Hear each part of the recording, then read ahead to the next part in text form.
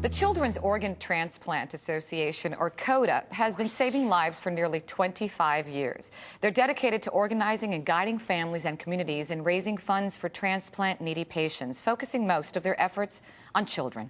Later in the show, we're going to meet a very special little girl that knows the importance of COTA's hard work. But right now, let's meet the president and CEO of the nonprofit organization, Rick Lofgren. Good morning. Thank you, Christy. It's very nice to be here to talk about our families and the needs that they have. And they have such great needs, which is an organ and saving someone's life.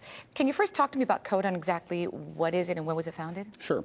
We're a national nonprofit organization based in Bloomington, Indiana, and we've been around for almost 25 years, helping families all across the country that have a need for financial assistance for their child's transplant. It really makes a difference that one person can save how many lives? You can save up to 8 people with a donation, and as many as 50 people can be helped with other types of donations that are taken. Now, I'm sure it can't be easy to be with people who, A, either have to make that tough decision, and it's not an easy one, and other people that are waiting for that gift of life. How do you handle that with the families? It's very difficult, and frequently we have families that will say to us, I don't want my child to live because someone else has passed on.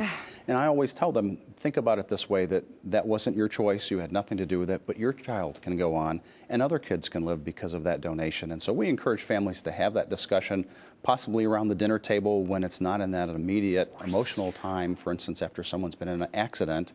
Have that discussion when everyone's level-headed and not emotionally charged. Now, when it comes to the money you raise, how much actually goes to the families?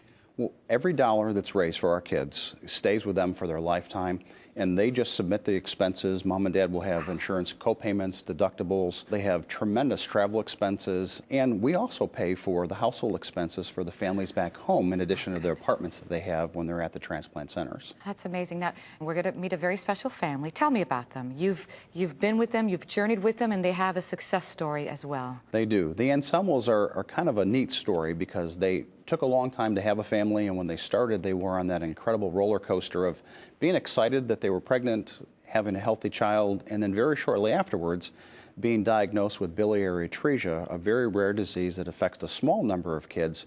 But through that process, they've really drawn on incredible emotional support from friends and family members, and they have gotten through a tremendous experience, and their donors and volunteers have raised in excess of $50,000 to help them with their costs. I really look forward to meeting them in just a few minutes. Before we leave you, and before we bring in the family with their lovely daughter, Savannah, tell me how viewers can help out if they want to learn more, if they want to create more awareness, or if they just want to be able to do something and make a difference. The easiest way, Christy, is to go to our website, which is www.cota.org. And on our site, they can find a local family in their area. If they'd like to make a donation and become a COTA Miracle Maker, they can do that. But there are a lot of resources there. For instance, if they'd like to sign an organ donor registration card or go to the state registry, all that can be done online, and then they can contact us, and they can make a miracle for families like Savannah's. Thank you so much for everything you're doing. Thank you, Christy. I appreciate the time.